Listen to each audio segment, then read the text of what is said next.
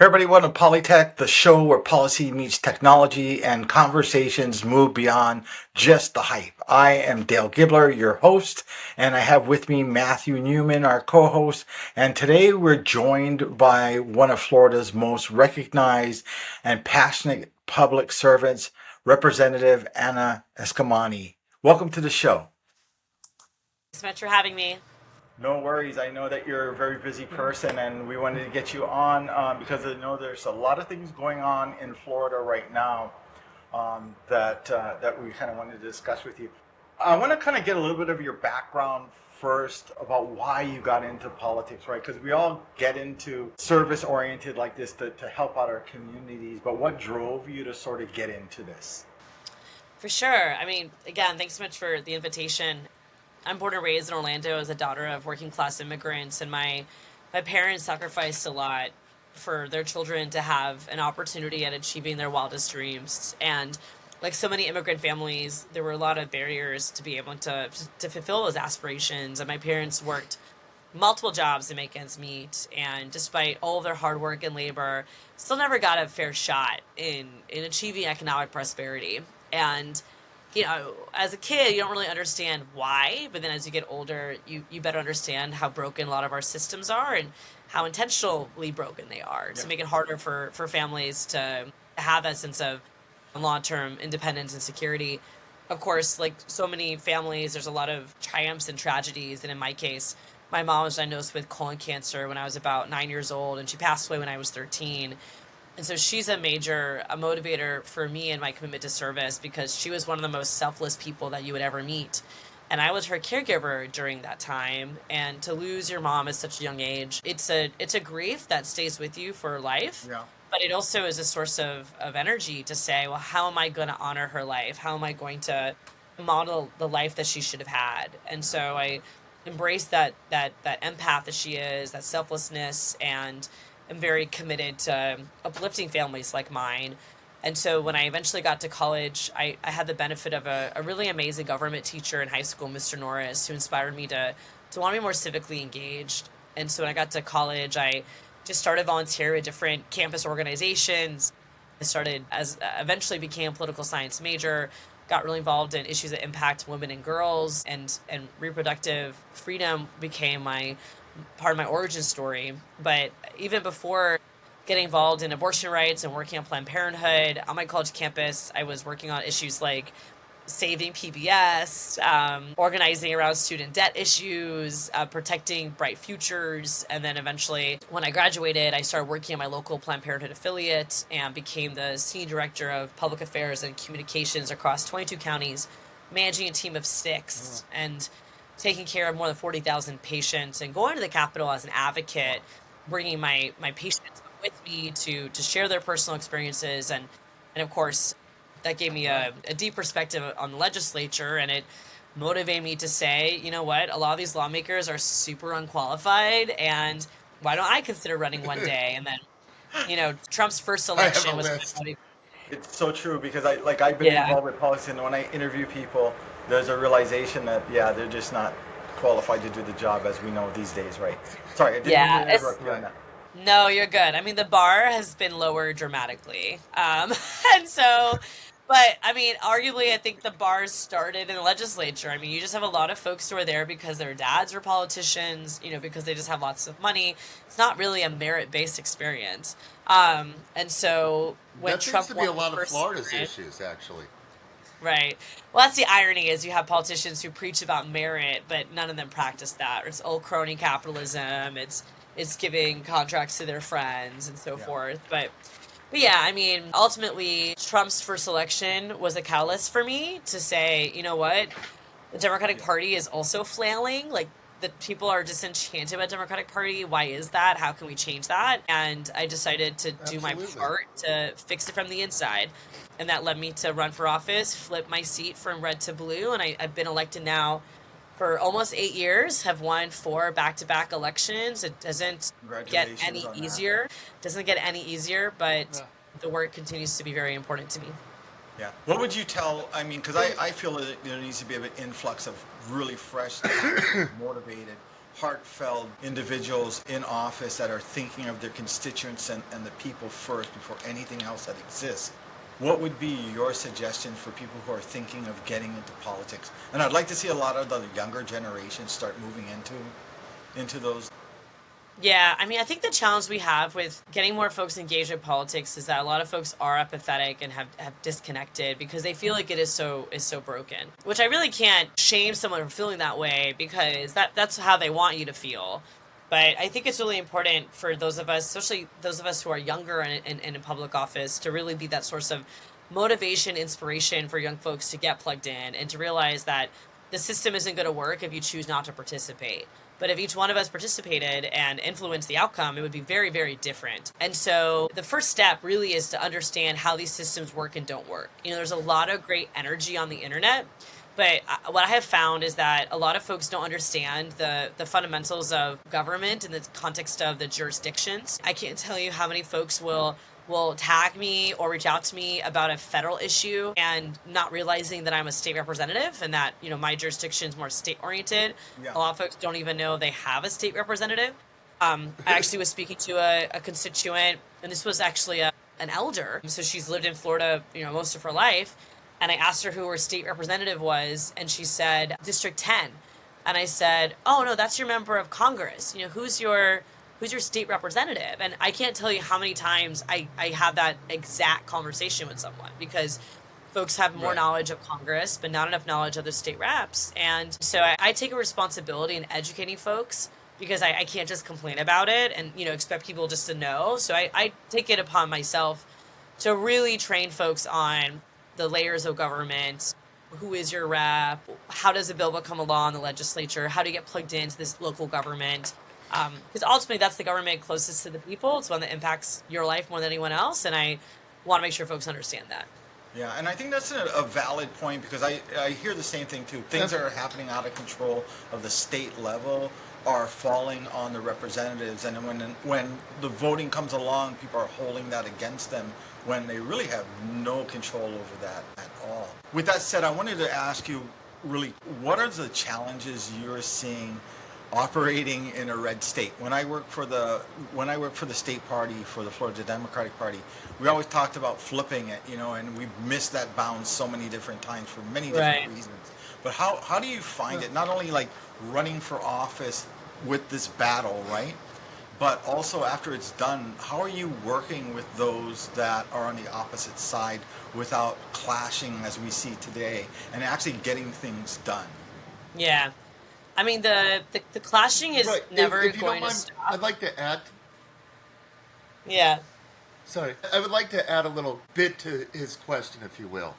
You know, Florida, as we know, is very, very red state, and it's run by a red, by DeSantis, who is incredibly, he is the next version of MAGA, apparently. And you have a reputation of working across the aisle, but how do you foster that? How do you make that actually something that's real? Not just one person, but it needs to, I mean, we elect people to make a deal.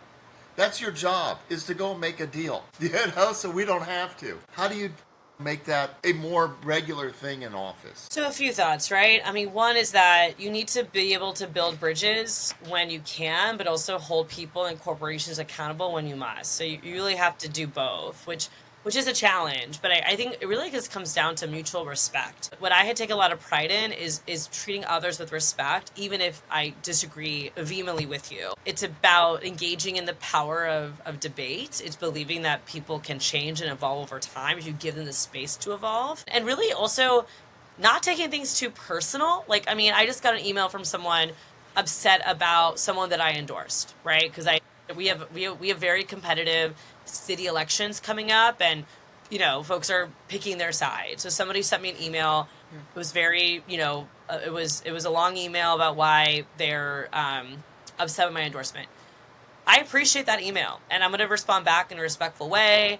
I'm going to explain why I made my decision, and that's all I can do, right? I can't get mad. I can't get Right. flustered by it. I can't Yeah. get anxious about it. I just have to respond in a mature and adult way. Now, that I would argue that And the we're fact that you lacking. respond says a lot. Well, yeah, that too. You have to respond, right? And I do think that we're lacking that type of I politics right don't. now. Like, and I think a lot of folks just don't want to respond. They don't want to engage. They just want to call you. I mean, look at the Trump administration, right? Like telling Yeah. reporters your mom. I mean, it's just so disrespectful, and it's not conducive Look at to Hegseth. actual dialogue. Yeah, exactly, dialogue or debate. So I do think it's important to model the behavior that you want to be treated, while also still not taking any bullshit. Right? Like people also Right. want a fighter. They Right. want someone who's also going to point out the facts. But one of my skill sets is being able to fight a policy bill while still leading in a respectful way and making my points clear. But I don't have to use hyperboles. I don't have to use insults. I don't have to use language that's derogatory to get my point across. Though, I mean, Right. I can still swear like a sailor when I want to. But I'm choosing on the House floor not to do that, right? Like I'm making an intentional decision to fight in a different type of There's an style. appropriate location. Right. Right. And to each their own. Like, again, I'm not going to judge how someone else approaches the policy battlefield, if you will. But I do think that good leaders are going to work in partnership with others to create bridges where you can, but also fight like hell when needed. And honestly, when you work in a caucus, everyone has a different role to play. So you're going to have the truth tellers, you're going to have the bridge builders, you're going to have the policy wonks, you're going to have the spokespeople. And all four of us, Right. we work together in unison to accomplish the same goal. So I think it's also about respecting everyone's lanes and being strategic. So to go back to your question, Dale, for young people wanting to get more plugged in, I think that the challenge we have is strategy. I think there's not enough strategy. There's not enough message discipline. I think Yeah. everyone just speaks, from a place of good intentions, but they're not operating to always be persuasive to their audience. And so we lose people. We lose people. And sometimes code switching is what it takes to make a point. And, there might be terminology that turns off some people. I'm I will not use that terminology. Like if there's better words for me to Yeah. use to get my same point across, I am doing that. But not every person is. And that's the challenge I think is we just don't have message discipline. Definitely. I don't know if you know how much I was pushing to get you on here is because I followed you actually from Yeah. 2018. Right.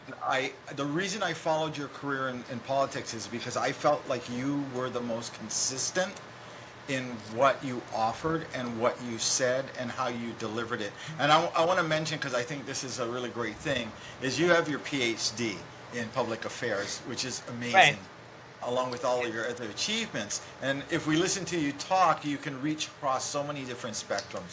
And I think that's Right. really appreciated. And we can hold you, from what I understand and when I listen, to the truth of what you say, Oh yeah. I because mean you're honesty. actionable on that. Yeah. I mean honesty is, And is work too, right? Definitely. yeah, and I Definitely. really like the way what you said. I find my one of my major issues, and I'm left leaning, obviously, but Hmm. very left You are? actually. But yeah, there's a shocker. But anyways, one of my major problems with the Democratic message in general is its failure to communicate a lot of those ideas because they get stuck in terminology. Um, for example, we have a lot of people, especially in this state where we have a fair amount of Latin people coming from socialist and communist countries, Cuba, Venezuela, things like that. We have people who hear the word socialist program, but yet the fire department's a socialist program. Nobody wants to Right. get rid of that. I mean, Right. they hear Right. Right. socialist and they get stuck on terminology and they say, oh, evil. Right. And changing the message by using different words makes a difference. Yeah, and just meeting folks where they're at, and that's okay. Like I think part of the challenge now, and to be clear, like I'm not preaching for people to be moderate Democrats. I mean, I think moderate Democrats have Yeah. also lost the plot here because Yeah. they keep advocating for corporatism, and the overwhelming majority of Floridians especially are wanting to challenge large corporations, whether it's utility companies like Sure. FPL, whether it's Sugar, Mosaic, the theme parks, hoteliers, like developers, like so many of the Yeah. battles that we have in Florida where Democrats are effective and successful are along corporate lines, corporate accountability, stopping corporate exploitation. Right. I mean, look at big tech right now, right? So we can't be afraid to challenge large corporate actors who historically are also large political donors. So I'm not advocating on values or policy, because I do think that we need a champion policy that centers people over corporate greed. However, how we talk about it matters. And when we get lost in lexicon and we're just married to words that don't Yeah. relate to the people that we're trying to serve, and if anything, it isolates them, it ostracizes them, and even pushes them out, then who are we trying to talk to? And I think that's the challenge. Like there's Absolutely. been a lot of strong showing at the No Kings rallies across the country. And there was some complaints that folks were expressing to me, and I was not a speaker at the Orlando one. I was there to support, but I was not a speaker. And there were complaints from folks to me that they didn't feel like the speakers reflected their values, because the speakers were using terminology and speaking to a lot of grievances that not every person could relate to. And so you know, when you're so committed to just appealing to like a digital online audience of like random handles, Yeah. and you're not thinking about the real life human beings that are not politically engaged, that are just trying to survive day by day and have a lot of distrust in government, then again, that requires more strategy, more message discipline. It requires getting out of your comfort bubble and knocking on doors and getting yelled at sometimes at the doors, and just being a part of dialogue and conversations that are difficult. But that's the only way you win. Definitely. I want to before we actually end, because I know you're very busy. One of them is immigration, and I know you've Right. been extremely active in Florida as a champion for that. But one of the things I want to touch on that you've talked about a few times, or not a few, a lot of times, is alligator Alcatraz. And I know you've Right. already given updates on what the conditions were and so forth. So I'd like you to provide for us, is from that point on, like, what's the update on it? Like, what's happening there? Yeah. What's your actions to kind of combat it? Yeah. And I appreciate what you've done so far there, and I'm sure everybody Thank else you. does. Thank you. Yeah, I mean, we'll start from the top, right? I mean, the second that this facility was announced, myself and four other state legislative Democrats went down to the Everglades to demand access to this facility as they were bringing detainees there. And of course, we were met with rejection, opposition, pushback. We have since sued the state of Florida for access to these facilities as state representatives, and we are in the middle of that litigation right now. But fast forward, the following week, members of Congress were going to make a surprise visit themselves. And because the state got word of that, the state created their own curated, sanitized tour of the facility. But sanitized men being in cages, there's just no way to do that. So I went on that tour and took meticulous notes and asked really hard questions to the exec director of FDM. We were not allowed to speak to detainees, but we of course saw detainees and the environment that they're in, and it is deeply inhumane. This is not an environment that is safe for anyone, let alone individuals that are lacking due process, overwhelmingly are not criminals, and have no clear path of exiting. I mean, basically operates like a black site, and that's kind of the Yeah. goal, right? The Fed wants to create all these black sites so that people just feel pressure to self-deport because they don't see another path out. With that said, I became a witness in another lawsuit, which is the main lawsuit filed by the Friends of the Everglades on environmental law, and spoke in court and all those things. And we actually got an injunction on the continuation of this facility, but the appellate court removed that injunction. So as of today, this facility is open. However, it seems to be severely underpopulated compared to before. We're not hearing as many calls That's a from plus, this I guess. facility Yeah. compared to Baker. It seems like the state of Florida is bringing everyone to Baker, Baker Okay. County, which has a state prison that was converted to an immigration detention camp. So we are getting calls from Baker, No, similar concerns as it pertains to human rights violations and so forth. And so we're continuing the fight on all fronts. I mean, not just with these facilities, but in know your rights education trainings and pushing local governments to not sign on to ICE agreements, in supporting Yeah. mutual aid support programs, and really trying to do our part to lift up the impacted communities and to it, protect our neighbors.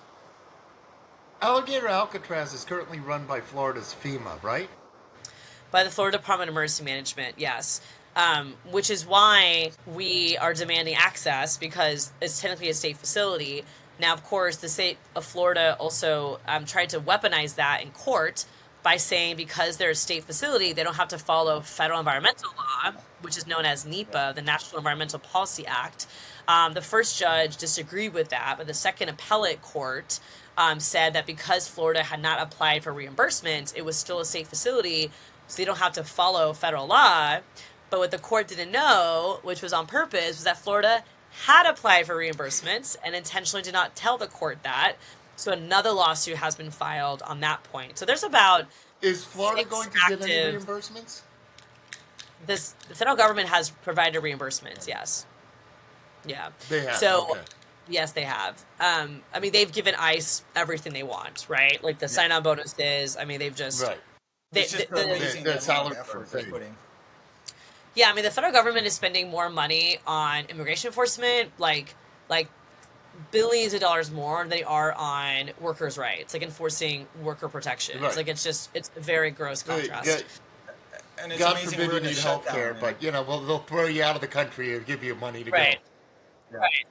right, I right. want to just ask you one more question on this, and I want to then jump on to the exciting future that you're going to be having running for mayor, because I think that's going to be such a benefit. But what would you say Thank to you. those out there that are scared to death about ICE and being deported? What would you tell these individuals? So it's okay to be scared because it is a scary environment, but please know that you're not alone. That you have advocacy organizations, you have legal aid groups, and you have lawmakers like me that are fighting every single day to protect our communities and to get ICE out of our neighborhoods and to be there as a resource. But ultimately, unfortunately, right now, the fear is real, and I empathize with it. I don't think it's reasonable to say don't be scared. I mean, we're Yeah. seeing images of families getting separated, of men being dragged out of courtrooms. I mean, it's just a really unprecedented, unsettling environment. And But these images, at the very least, are motivating more people to care about immigration and care about immigrants. And so I do think the public opinion has shifted dramatically in the last 9 months. I mean, a lot of folks that voted for Trump and were his biggest supporters are now regretting it and saying, I wasn't expecting him to go after every immigrant, which is what we said he would do. A lot But of them have course, lost their jobs too. yeah. right, Yeah, right. I mean, terrible. Tara. So the audience kind of knows how far stretched this immigration is thing. I'm in Hawaii. I live in Hawaii. A few months back, we actually had ICE go to a school and arrest teachers there. I Wow, mean, of course, they released them. So, I mean, we're in the middle of nowhere, and we're affected by this. that's crazy. So I appreciate you That's so so much crazy. for addressing this and being the champion on this and working on it. But I want to talk about your efforts to become mayor of Orlando, because I think it's an exciting thing. You announced it. What drove you and what ran you to think about running for mayor there? What's the main things? Well, I've been thinking about running for mayor of the city of Orlando for a few years now. I actually had a conversation with Mayor Dyer, our current mayor, about it back in 2021. And for me, it's my hometown. It's a community that I'm proud to be born and raised in, and so I know the community's challenges and our potentials, and it's personal for me because not only do I have my own roots here, but I'm thinking about other families who are choosing to have a life in our city and who are struggling to afford it. And obviously, being one of 120 lawmakers in the Florida House is an incredible honor and privilege. And I've grown and learned so much in that capacity, especially as you mentioned earlier, finding ways to work across the aisle, finding ways to fight for values while still being able to have an effective and strong track record in the Yep. legislature and the community. We've learned management skills. We've learned how to solve problems, how to work with agencies, and to build those partnerships to get things done. And in those years, I've continued to realize that local government is what makes the big difference. A lot of Yeah. folks have wanted me to run for Congress or to run for governor, which I'm so grateful for those that see me in so many capacities. But ultimately, your local government has the most impact compared to any other part of your life. And I look at local governments not just as entities that need to deliver the basics, public safety, fire response, trash pickup, permitting, right? I Yeah. look at local governments as running the trains on time, but why not build some new tracks? Why not also champion issues like universal childcare, public transportation? Look at these other elements as infrastructure and economic development tools, not just as social causes. And when I think about the fact that it's the first open mayor's race in 25 years for our city, the Yeah. Yeah. opportunity to continue on that Really? progress and expand upon it versus go back in time, the stakes are just way too high for people like me not to take it seriously, not to consider running. And so we're the first out the gate to announce. We've already knocked on 7,000 doors. We've raised Wow. $750,000 and Wow. counting. We're working very hard to continue to be that top candidate and to lead with our values. Yeah. Well, kudos to your campaign for knocking on those doors. I And think you you'll be too. great. That's awesome. I've worked in campaigns since last. I know what that effort takes. But what I want to ask you is, when you get elected as mayor in the first 100 days, what are the top things you're going to address quickly in the first 100 days? The top issues, without a doubt, is housing affordability, public Yeah. transportation, and revitalizing downtown Orlando, which intersects with those two issues. If you go to our downtown, it's very sad, it's very dead. Businesses are closing left and right. A lot of folks don't feel safe going downtown. We have some really beautiful and historic venues, but there's no foot traffic to sustain them. And there's been a bit of a tension between City Hall and the businesses downtown. And so those are my top priorities, but they reflect our constituents as well. We've been surveying constituents in 4 different languages, and these are the top issues that always rise for people as well, including public education, including environmental protection, including smart growth. But again, all those really come down to anti-poverty initiatives and really thinking through how do you ensure that people can live, work, and play in your city and also get from point A to point B safely. And that's where housing affordability and public transportation, smart growth, and urbanism come to mind.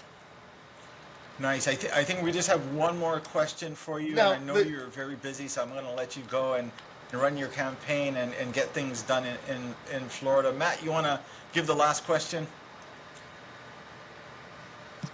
actually, I know I had it up and I just lost it. Sorry. No worries. So I was looking at I've been actually following you on the news as well, and it looks like Yeah. one of the things that I actually really love about what you're Yeah, doing I do know. is that you're always Sorry. in the light of things and letting people know what's going on. So you're very transparent, which I think is Yeah, amazing. Right. And how do people get involved if they want to, follow your footsteps, if you will, and support you even, or Yeah. find their own path? How do people, you know, do this? What are the first Yeah. steps, if you will? Like- Yeah. Yeah, and I think what I would like to refine on that is how can the community out there get you elected? Right. What can they Right. do, right? Right. For sure. I mean, on the transparency piece, it's really important to be accessible, to be responsive, and that's just the kind of person I am, and it's the kind of the official I've always wanted. I'm my biggest critic, and when I think about politicians that I have worked with before I was elected, I think about the parts that I liked and didn't like, and so I try to model what I would want to see from my elected official. Ways to get involved. I mean, candidly, everyone should get involved in their local campaigns. I think if you care about the future of democracy, then you got to do something about it. And so volunteer on a campaign in your area, get involved with issues that you care about. There's so many immigrant rights organizations. There's so many animal rights organizations, civil rights organizations, reproductive rights, LGBTQ plus rights, whatever you care about, you can find a good outlet, especially here in Florida. And then if you want to learn more about us, you can just go to our website, florida.com or anafororlando.com. And we're also on social media with those same handles. And we have a volunteer newsletter that goes out every Sunday morning, and just a lot of great ways to get plugged into our team. Well, I want to thank you for being on the show and taking the time. Anything we can do to get you on the show in the future again, that'd be great, especially when you get closer to the race, and hopefully on the night when all the ballots are counted, that we get to hear really good news. I'm sure we will. Thank you so much for being on with us. We appreciate you. Thank you. Thank you. I appreciate it. Thank you so Appreciate much. Thank you both so much. Absolutely. Well, Bring on. Thank you.